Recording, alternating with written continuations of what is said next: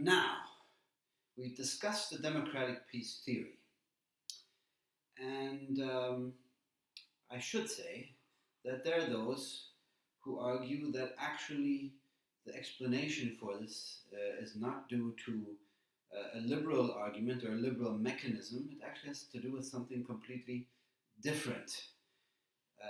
Now, some will simply argue with the statistical evidence, but those who accept the evidence will say, actually, fine, statistically it may be true, but it's actually not related to democracy or liberalism. And one can summarize this argument this way, putting the cart before the horse.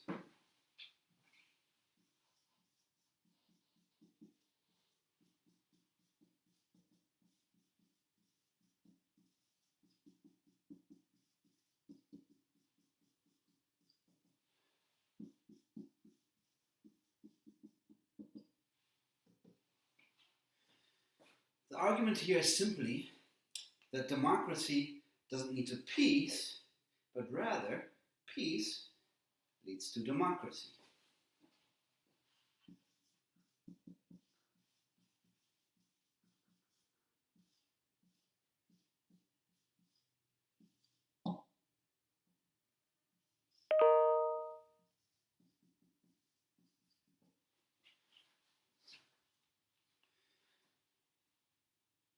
According to this argument, actually, the reason that democracies, there seems to be a relationship between peace, peaceful conflict resolution, and two democracies interacting with one another, actually is historical and regional organizations. They argue that most of the evidence actually comes from the European case, and Europe has a particular unique history. Europe was probably the most violent continent for most of recent modern history. It has had more intense warfare than any other region on the globe, with more deaths than any other region on the globe. And so the argument this way actually is that one had to get peace before democracy could develop. So they use as an example, in particular, a country like Sweden. Sweden was a major regional power player in the 16th, 17th, 18th century. But because of the violent conflict that kept coming up, and they started realizing that there's other more powerful players coming onto the scene, like Russia or Prussia, they actually started developing a political culture that was more conciliatory towards its neighbors. And that actually then enabled, so the argument goes, for democracy to develop within Sweden and for it to transition away from an authoritarian monarchy that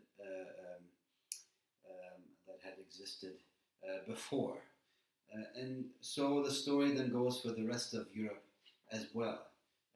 It has an extraordinarily violent continent, but once it had exhausted itself militarily, you had peace, and then peace gave them the conditions for democracy to develop in the 20th century. So the statistical relationship that does exist between between democracy as a regime type and peaceful conflict resolution is correlational, but the causal arrow, rather than flowing from democracy to peace, flows from peace to democracy. And so it's a kind of a geopolitical argument. It's an argument that is pointing to the specific history of the European continent and saying that actually we should not generalize from this particular example to the rest of